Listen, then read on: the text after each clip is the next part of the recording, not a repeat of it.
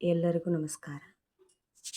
ಇವತ್ತು ನಿಮಗೆ ನಾನು ಪೂರಿ ಮಾಡೋದನ್ನು ಹೇಳ್ಕೊಡ್ತಾ ಇದ್ದೀನಿ. ಈ ಥರ ಹಿಟ್ಟನ್ನು ನಾದ್ಕೋಬೇಕು. ಈ ಹಿಟ್ಟಿಗೆ ಅಕ್ಕಿ ಹಿಟ್ಟು ಆಮೇಲೆ ಗೋಧಿ ಹಿಟ್ಟು ಹಾಕಿ ನಾದೇನಿ. ನಾನು 20 ನಿಮಿಷ ಬಿಟ್ಟೇನಿದೆ ನೆನೆದೆ. ಅರ್ಧ ತಾಸು ಬಿಟ್ಟರು ನಡಿತೈತಿ. ಚಲೋ ನೆನೆದಿದೆ, ಆಲ್ರೆಡಿ ಆಗಿದೆ. ಇದು ಈ ಥರ ಹಾಕಬೇಕು. ಆಮೇಲೆ ರುಚಿಗೆ ತಕ್ಕಷ್ಟು ಒಂದು ಸ್ವಲ್ಪ ಉಪ್ಪು, ಸ್ವಲ್ಪ ಎಣ್ಣೆ ಹಾಕಿ ನಾದಿಟ್ಟೇನಿ. ಪೂರಿ ಮಾಡೋದನ್ನು ನಿಮಗೆ ತೋರಿಸ್ತೀನಿ.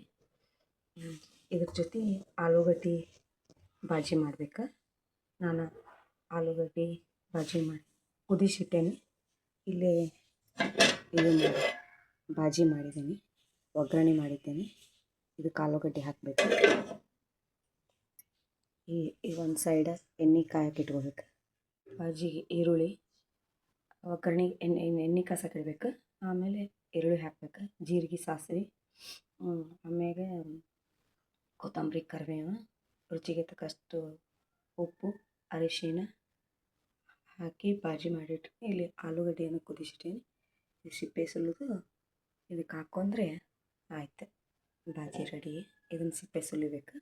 ಸಿಪ್ಪೆ ಸುಲಿದು ಆಲೂಗಡ್ಡೆಯನ್ನು ಸಿಪ್ಪೆ ಸುಲಿದು ಆಲ್ರೆಡಿ ಬೆಂದಿದ್ದಾವೆ. ಇದನ್ನು ಕುದಿಸಿಟ್ಕೊಂಡಿನಿ. ಇದು ಸಿಪ್ಪೆ ತೆಗಿಬೇಕು. ಸಿಪ್ಪೆ ತೆಗೆದು ಇದನ್ನು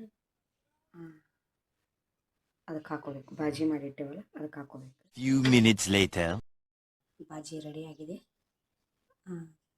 ಇದು ಪುರಿನೂ ರೆಡಿ ಮಾಡಿದ್ದೀನಿ ನೋಡಿ. ಪುರಿ ಈ ಥರ ಆಗ್ತಾಯಿದೆ.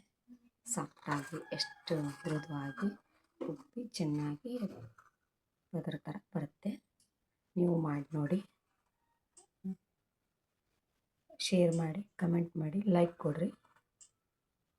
ಮಕ್ಕಳಿಗೆ ಬಾಕ್ಸಿಗೆ ಹಾಕಬೇಕು.